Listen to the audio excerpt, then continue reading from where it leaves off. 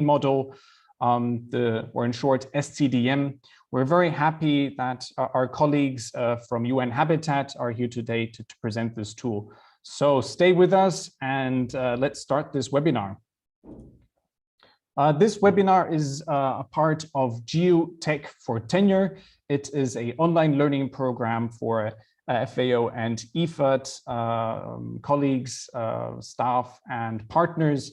The program aims to equip people with the necessary skills to find solutions to secure tenure rights through combining participatory methods and geomatics technology.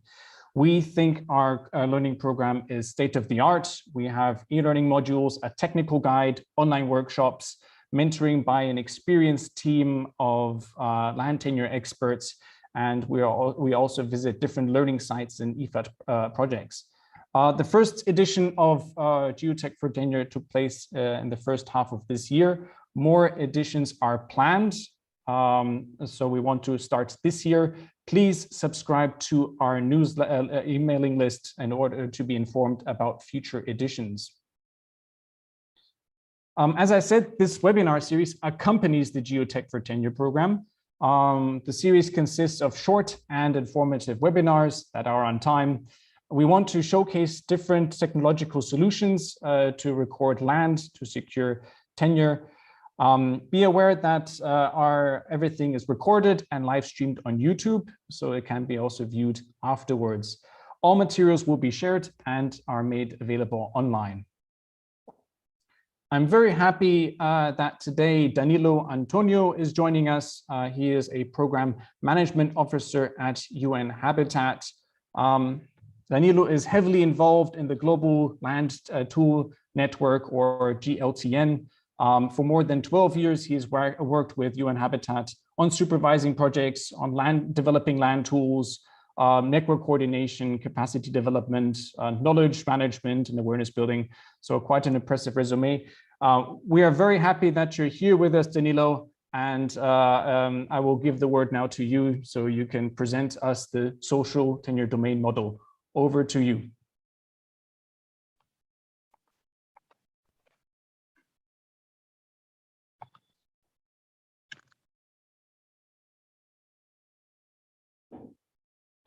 Thank you, Oliver. Thank you, colleagues.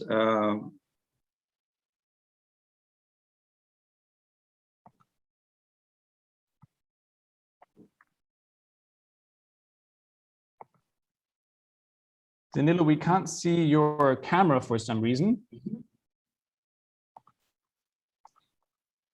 If it doesn't work, then just carry on without camera. Would be a shame not to see you. Ah, there you are.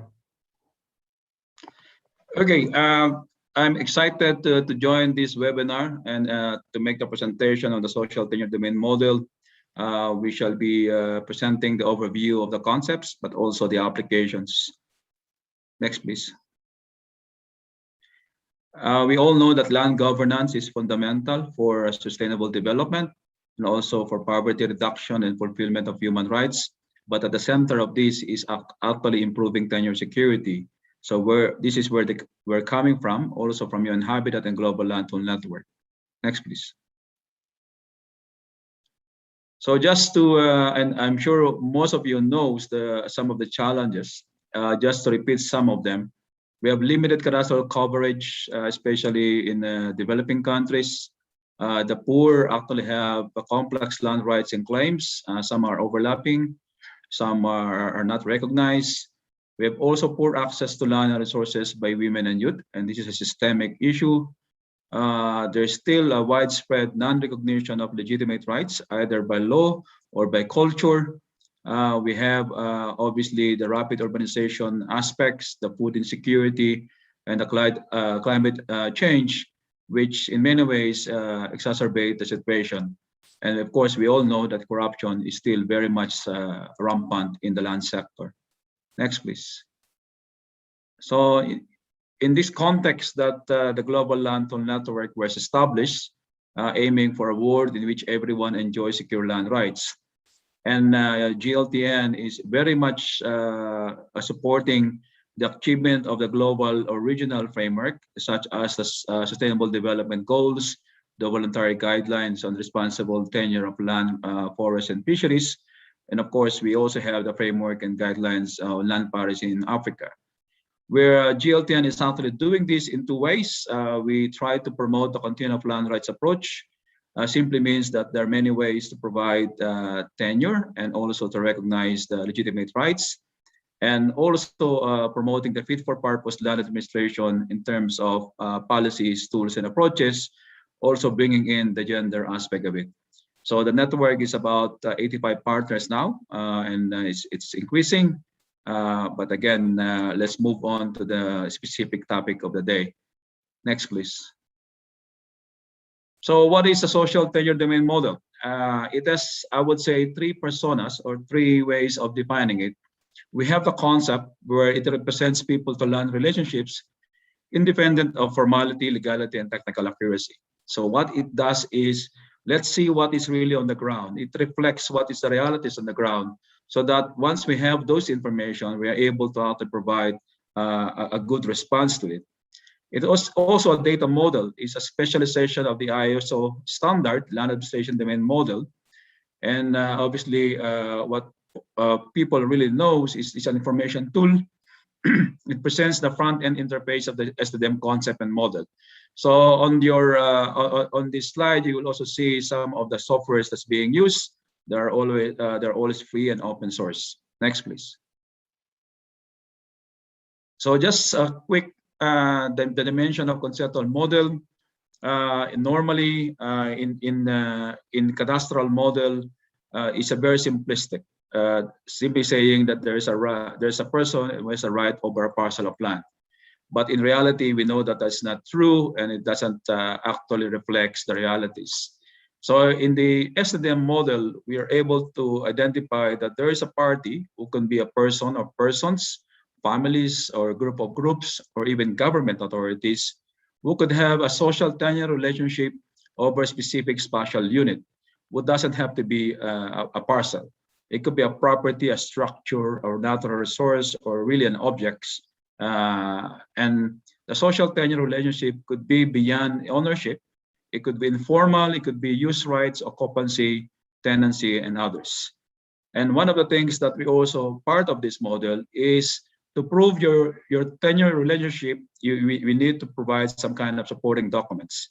Not the formal documents, but really those documents or documentation that is readily available, especially for the poor people. Next, please. So at the aspect of the social tenure domain model, we also try to promote what we call participatory enumerations process. This is simply bringing the people, the community to be part of the process, and in fact, in many ways, also be the leaders of this mapping and enumeration. So we started with planning, with mapping and numbering, especially with structures. Also in relation to that is the interviews, data collection, and then data capture analysis. Now, once the data is validated back by the community, we try to promote updating of the database. And with regards to that, there might be some new information that will require additional work from communities in terms of providing more improvements in their livelihoods or in their settlements or agricultural products. Next, please. So one of the key features, there are many key features of STDM. It is based on free and open source software that actually means it's low cost. It's robust. We have started STDM since 2011, 2012. It can be customized. It can be easy to use, and it promotes community participation. When I say easy to use, we are able to train informal dwellers, people in the countryside who probably doesn't even have a college or even high school degree. So I would like to assume that most likely the technical people and professionals could easily be using this one. It is very flexible, that it can easily integrate also other tools. It's also flexible in such a way that we're able to customize the tool for different purposes, also in the diverse contexts. It's now being implemented, or at least being implementation at least 15 countries. As you can see in the photos, the enumeration up to the level of issuance of certificates were actually been, I would say, driven or motivated by the STDM process. Next, please. So some of the key applications, I will not deal with it in details. We're dealing with informal settlements, of course, focusing more on tenure security, recognizing customary lines in different countries, also in relation to natural resource management, and also in different countries.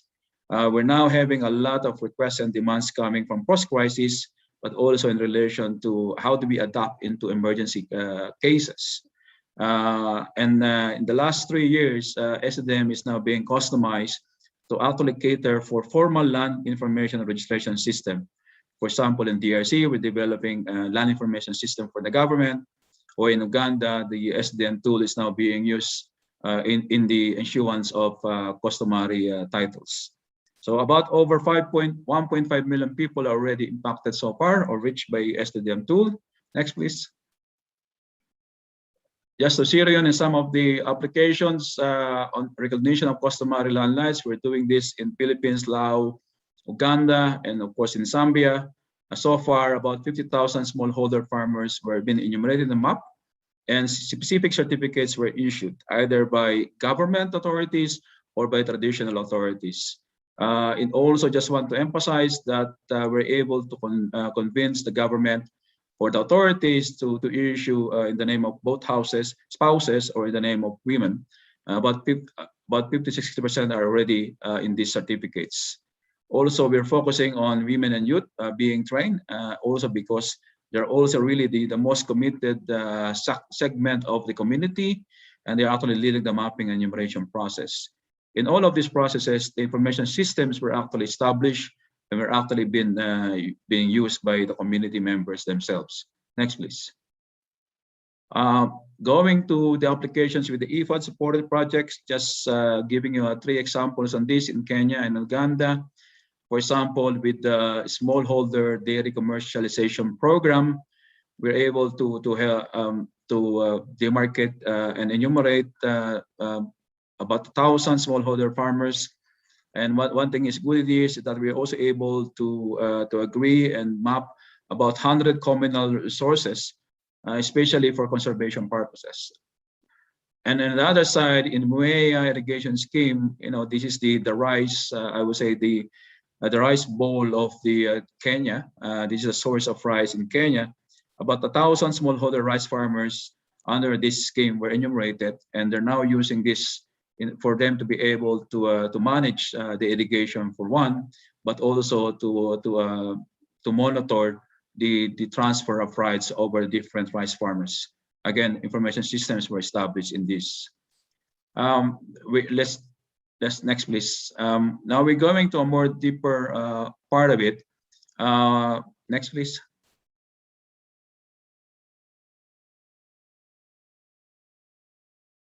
Next, please.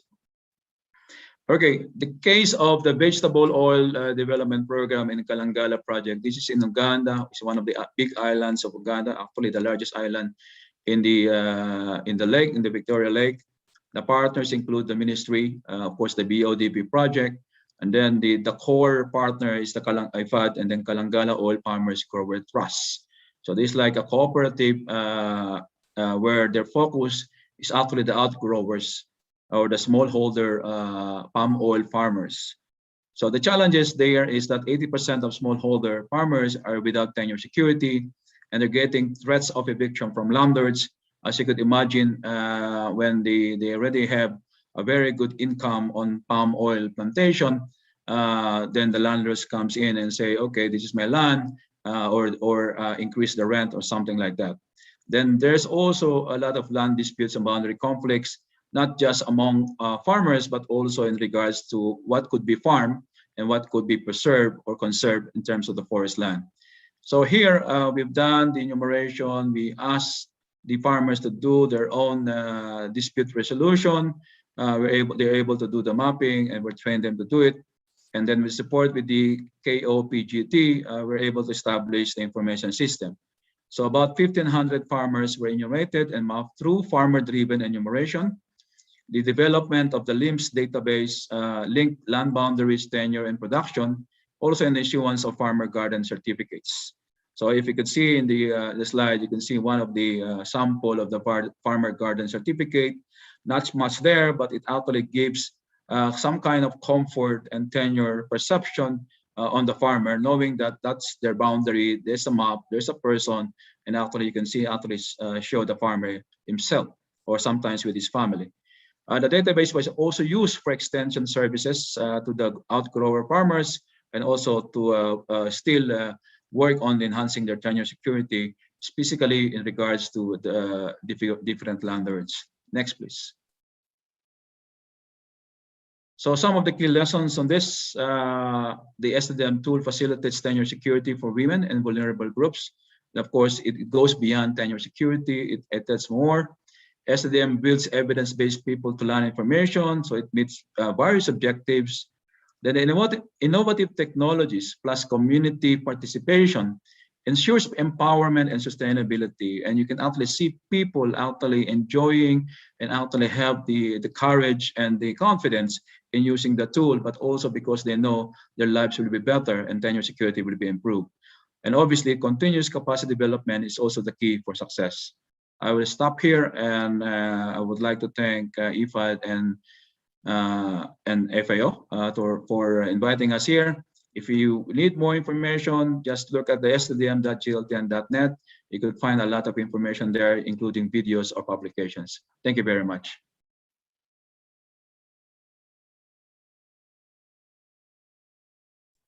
Thank you so much, Danilo. Thank you very much for this short and concise presentation.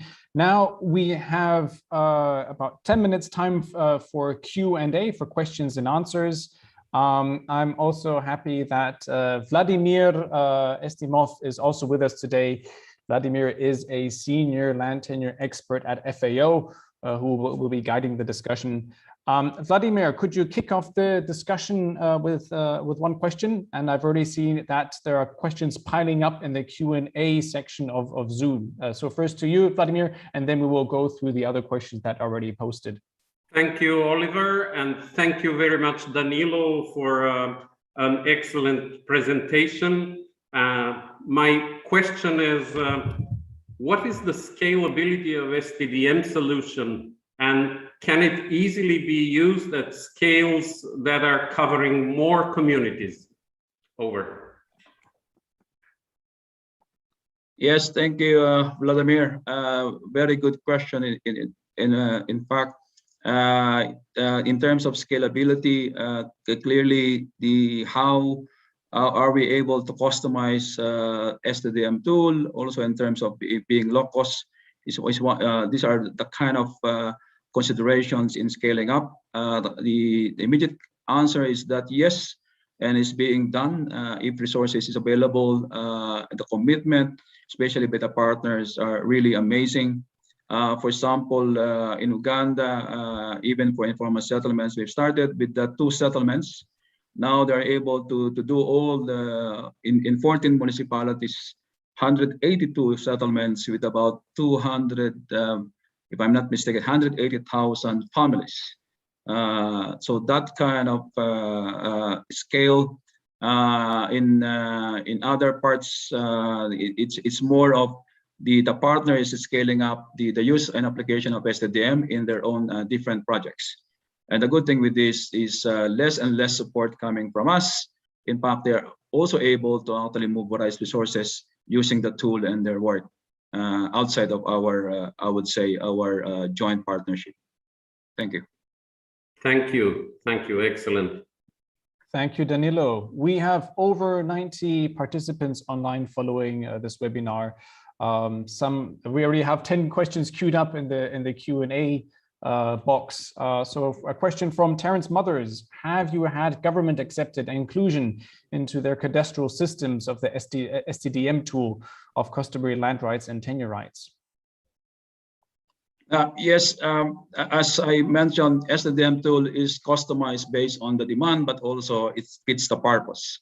So it's not one-off off-the-shelf kind of software that immediately you want to do it for cadastral system. That can be done, but in most cases, what we're getting is that demand to ensure that the immediate requirement of tenure security or first registration are actually being accomplished. And indeed, in some countries, with the legal framework and government support, we're able to actually bring whatever we produce under the STDM in the cadastral system. A very good example of this is in Uganda, where I mentioned the STDM tool was actually customized to make sure that all customer certificate of ownership was issued using the tool. So it's actually adopted by the ministry or by the government to be used there. Also in Nepal, a registration office, a district registration office, were able to transform their whole system into I would call a system that is using STDM, and that includes, if you like, registration, transactions, and subsequent changes even into the spatial element of it. Thank you, Danilo. We already have even more questions, so let's try to keep the answers a bit shorter so we can answer as many of them as possible. There's a question from Amir on how is the data maintained once it's collected, or does it end once the certificate is issued? Again, depending on what is the demand or what is the fit for purpose here. Normally, it is the database is maintained by the local communities. If it is really intended, for example, informal settlements, they maintain it, and they sometimes they co-share the management of this with the local government, and actually most of the time, so they are able to do it. In the first, I would say, months or even a year, they will be supported technically by the NGO, and there's always an international support coming from GLTN Secretariat to maintain the data. Thank you. Thank you, Danilo. For our participants online, you can also upvote the questions that you want to have answered. So there's this button with the thumb, so just upvote it, and I will take then the questions you want to have answered. There's a question from Chetna. How long do the tenants or communities need to be on the land before they're prescribed or eligible to the prescribed certificate?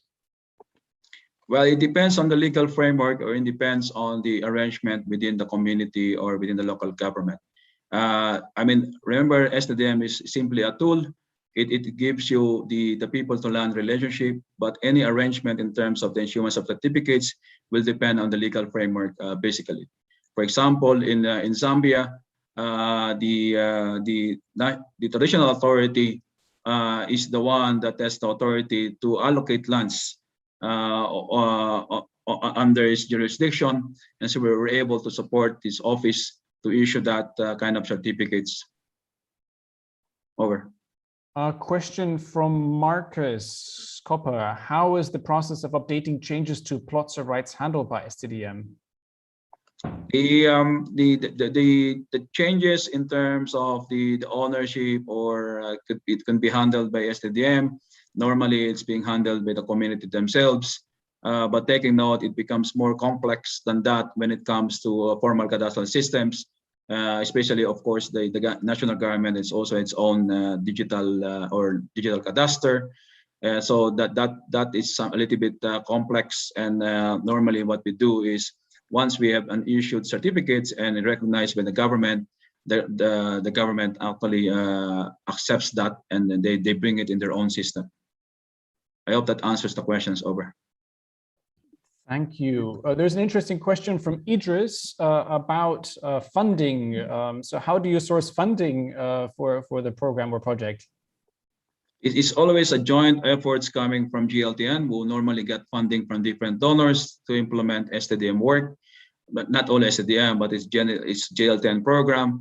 But normally the community themselves and the NGOs that we're working with also provide some obviously some resources, especially in terms of staff, office, or also their own savings that they would really like to push the improvement of tenure security through the use of STDM. Over. We have a popular question from Mirel. Do the documents issued with STDM have a legal security? For example, can they be used in a court or get a loan? I guess this is where we actually separate the tool and the legal framework. The tool gives you everything you need to reflect the realities on the ground. If the legal framework allows you to actually issue a title, then that's great.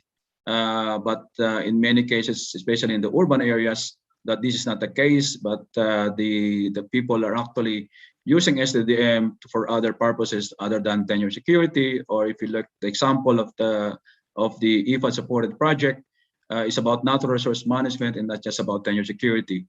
So let us not confuse the two. If the legal framework allows it, then the STDM will be able to actually issue a legal certificate. If not, then there will be some kind of, as we normally put it in the continuum of land rights, intermediate tenure instruments could be issued. For example, certificate of occupancy or something similar to that. Thank you. Thank you, Danilo. I think I'll take two more questions before I will hand over to Vladimir for the closing remarks. There's a interesting question from Laura. What is the extent of openness of this data? Is the LIMS database open for public consultation? Yeah, it's a good question, but the SGLTN, it doesn't own the data, and we need to be very clear on that. We support the communities or the government, so the government and the community decides on whether it should be open or not. In most cases, it is not, simply because it is a small-scale kind of intervention, and they still have to get the advantage of really making sure that privacy and protections of other protections will be there. But if it is a government, it really decides on the government what kind of data they could make it publicly available. Thank you very much, Danilo. Thank you so much. Vladimir, can I hand over to you for some closing thoughts? Okay, thank you, Oliver. I would like to once again congratulate Danilo and GLTN for this solution and for this tool. It was a very instructive presentation, and in terms of the benefits from STDM, I would say that it is a low-cost, easy-to-use technology, which is very inclusive and participatory, and it is flexible. It allows multiple use cases, and it allows the use in different various contexts and meeting various objectives. It is also fit for purpose, and I was impressed that it is used. And there are cases when it was integrated in the statutory land administration system, the case of Uganda. It is apparently easy to customize, and it is scalable, and its maintenance is practically transferred to the local communities. So the level of community ownership on the product of this is very high, and this is a very good outcome. So I was also very impressed by the number mentioned by Danilo, that nearly 1.5 million people were already affected directly or indirectly by STDM projects, which, bearing in mind that 15 projects were presented, on the average, it means that one project reaches out to about 100,000 people. So, or did I got it wrong? But it's a commendable technical tool. And at the end, by wrapping up, I would like to say that even if the tool is good, the other aspects and challenges like the legal framework and the acceptance of the government of this tool are also very critical. And by that, I would like to finish. Thank you. Thank you, Vladimir. Apologies, we couldn't answer all your questions. There were some really good questions in the Q&A. We will try to follow up. If you have any additional questions, feel free to reach out to our speaker, Danilo. His email address is displayed here. Otherwise, tomorrow morning, you will get the proceedings. So you will get the presentation, the recording, and also additional useful links. We will also have all the materials online. We're going to post that in the chat right now. So we have an event website, so you can find all the previous recordings there. Our next webinar is going to be on the 7th of October. We are going to visit Indonesia, and we're going to hear from our colleagues from the Indonesian Community Mapping Network, JKPP. They have a very interesting portal where they upload all the data of their participatory mapping and also other data sources. So stay tuned and please join us for our next webinar in Indonesia. Thank you very much and have a good rest of the day. Cheers. Thank you. Bye. Thanks. Bye-bye.